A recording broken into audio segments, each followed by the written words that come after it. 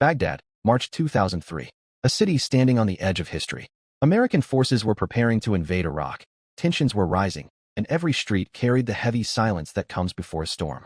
The country was in chaos, communication lines weak, security unstable, and people terrified about what the next sunrise would bring. But in the middle of this fear, something else was happening. Something silent, something bold. Something that would soon be known as the biggest bank robbery ever recorded. This is the story of how nearly $1 billion vanished from the Central Bank of Iraq in a single night. Without a single bullet fired, in the early days of March, Saddam Hussein knew exactly what was coming. Satellites were watching, troops were moving, and newspapers around the world were already calling it the countdown to war. Inside Saddam's inner circle, meetings grew longer and voices grew louder. Advisors warned him that once America entered Baghdad, nothing would remain safe. Not the palaces, not the ministries, and especially not the Central Bank of Iraq, where billions of dollars in cash reserves were stored. Saddam had spent decades building his empire. Now he feared it could all be taken away in days. But Saddam was not a man who waited for fate. He acted on the night of March 18, 2003. A quiet but urgent message was delivered to the governor of the central bank. It wasn't a phone call. It wasn't an order through military channels. It was a handwritten note, signed by Saddam Hussein himself. The letter was simple. All cash reserves must be removed from the central bank immediately. The money was to be protected and transported to a secure location.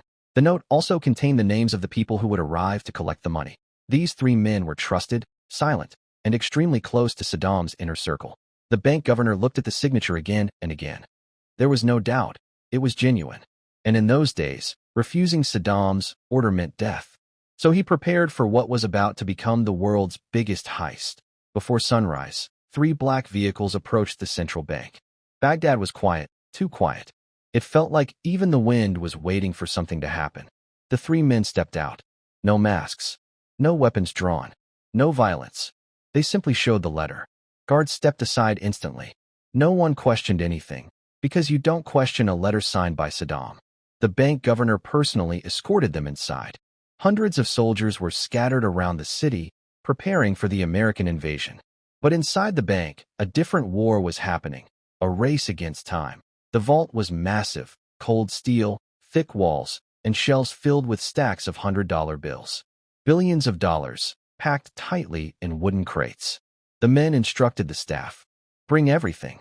Every last note. It took 3 hours. Dozens of bank workers, sweating from fear and pressure, carried crate after crate from the vault to the vehicles. Every box was heavy, packed with millions of dollars. The total amount removed? $920 million in cash. Almost a full $1 billion. No alarms. No shootouts.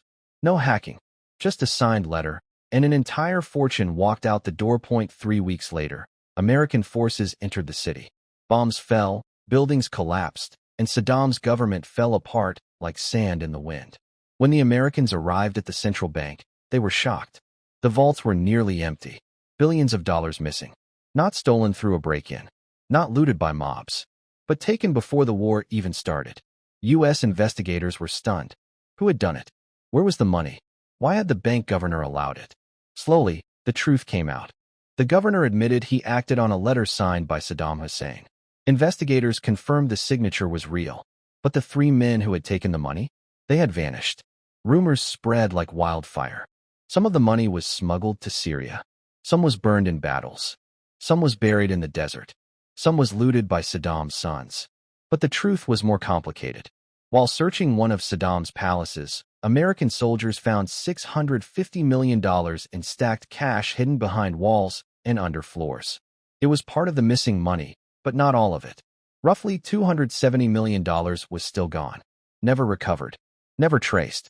It was the perfect robbery. The brilliance of the heist was simple. No weapons. No force. No hacking. No alarms.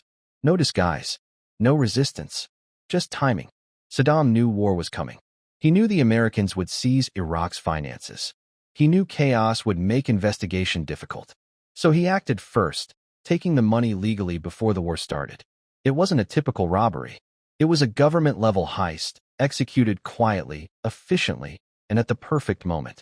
The world was too busy watching missiles hit Baghdad to realize that almost $1 billion had disappeared without a sound. Years later, stories continued to emerge. A military officer claimed large amounts of cash were transferred secretly out of Iraq. Another soldier said he saw officers pocket stacks of dollars during operations. Some investigators believed Saddam's inner circle split the money and escaped. But nothing was ever proven. What remained true was this. The largest cash heist in modern history happened inside a legal building, with legal signatures, and without breaking a single lock. A robbery so smooth that it looked like a government operation, because in many ways it was. Today, the central bank robbery remains one of the most fascinating mysteries in the world. Movies have been inspired by it. Books have been written. Researchers still debate what really happened. But one fact never changes. A quiet night in March 2003, 3 cars drove into the central bank of Iraq. And by the time they left, nearly $1 billion had vanished from the face of the earth. No guns, no violence, just power, timing, and a single handwritten note. The ultimate reminder that in times of war, the most dangerous crimes are the ones committed in silence.